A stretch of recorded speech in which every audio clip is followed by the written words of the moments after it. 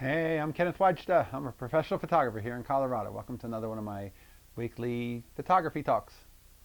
So today I want to talk about a TLR that isn't a Rolleiflex.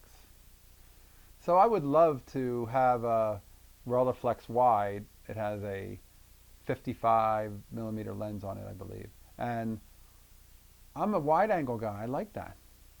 But that camera costs $2,000 to $3,000 because they didn't make very many of them, and that's a difficult camera to find used on the cheap. But you can find this camera on the cheap. This is a Mamiya C330, and I was actually looking for a C220 because it's a little bit smaller, and I think the only difference is when you advance the film on the 220, it doesn't reset the shutter. You have to push it down yourself later, which is no big deal. But I was at a flea market years ago back in Jersey when I was visiting my family, and a guy had this on his table, and he was a photographer from New York who was selling at the local flea market. And the beauty of the C330 or the 220 is they take interchangeable lenses. So you can put on a 80 millimeter lens like a standard Rolleiflex would have, or you can put on a 55. This has a 55 on it. And this was only $200 or $300, I think it was. It wasn't any more than three. And you're able to put a 65, you can put a 135 on it, and this gives you control over. I would love to have the Rolleiflex Tele. They made a telephoto version. Again, very expensive. They didn't make as many of them. And the regular Rolleiflex with the 80 or the 75, that was the most common one you'll see. But to find the wide or the Tele, those are not very affordable. So a few things to look for. The C220 and the 330 came in the professional. There was a model before that even, I think the C22 and the C33. But the 220 and the 330, they either say professional, professional F, or professional S. I like the S because I just think the finder feels like a more complete finder. It's got four-sided finder. It's not wings that open up in four different directions. It actually has a very, it feels to me like it keeps the light out better. And this one has a little bit of an issue. I think when you close it, it has, it doesn't close all the way on that side, but that's okay. Things like that don't matter so much. As long as they're not falling off, that's somehow how you can get a bargain. We say, oh, look, it doesn't close right all the way. It's like a millimeter off on that one side, but so what? The point is, this is a great machine for me, and I sometimes stop myself from taking it because I'm taking the Rolleiflex, and I think I should take this more.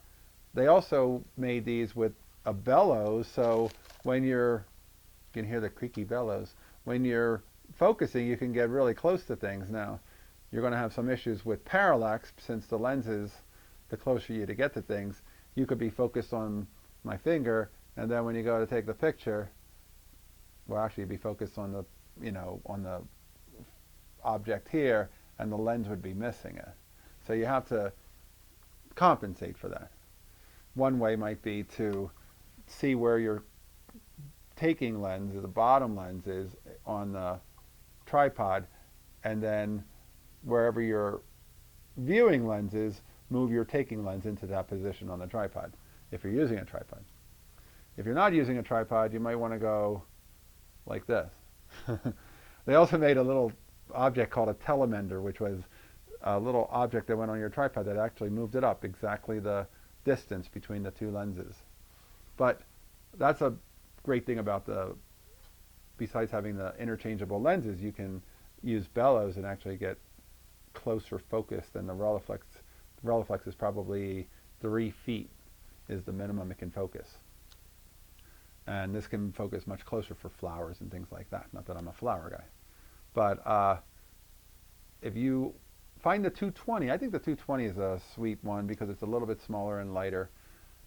I think that those in the S version are the ones that tend to bring the most cost. And if you can find it with the wide angle or the telephoto lens you want, the 80 millimeter lens you can always pick up later. Those are very readily available and not terribly expensive.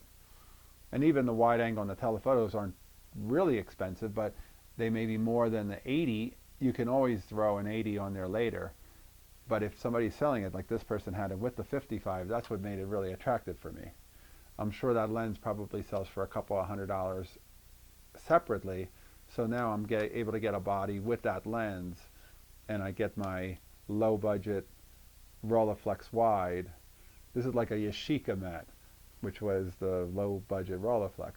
This is the same thing. It's a way to get into using a TLR, which again, I'm a big fan of just shooting where I'm looking down into the viewfinder. I find that works really well for me. I like using, I think it's a different psychological thing where you're using two eyes to look at one frame versus one eye looking through a tunnel. And I'm curious, has anybody else ever experienced that? Am I making any connection with you that that's something that you experience? Because I definitely experience that. But that would be a really good, strong recommendation. I did a handful of photos with this with a friend. We did a photo walk. If I can find that gallery, I'll put that down in the show notes, and I'll show you some of the photos that I made with that. It was a fun camera to walk around with. And it definitely made people say, what are you doing? What is that? It doesn't look like a regular camera that you see anymore. All right, that's today's photography talk. If you're looking for a low-budget TLR, I like the C330 and the C220. Look for an F or an S is my favorite. All right, I'll be back next week. We'll talk photography. If you are enjoying these, hit the subscribe button. If you can support, hit the Patreon. Thanks for my supporters, and I will be back next week. Here's the good light.